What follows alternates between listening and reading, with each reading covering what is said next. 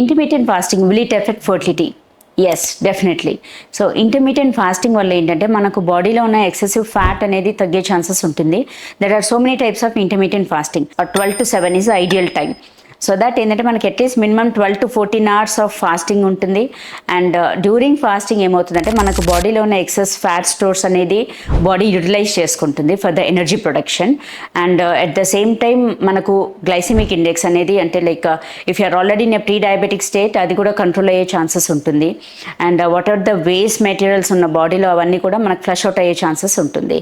So 12 to 7 is a ideal time for doing this intermediate fasting.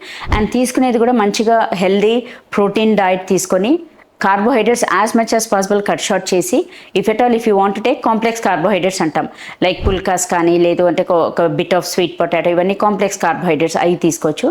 And exclusive protein తీసుకొని అంటాము.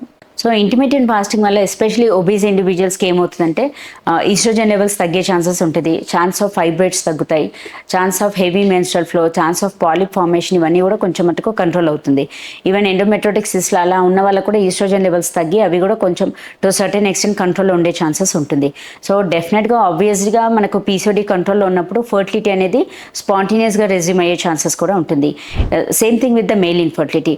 అదే male పార్ట్నర్లో ఏంటంటే ఈవెన్ ఒబెసిటీ వల్ల ఎక్కువగా ఈస్ట్రోజన్ ఉండేసరికి that will impair the testosterone, అంటే టెస్టోస్టెరాన్ ప్రొడక్షన్ అనేది తగ్గుతుంది.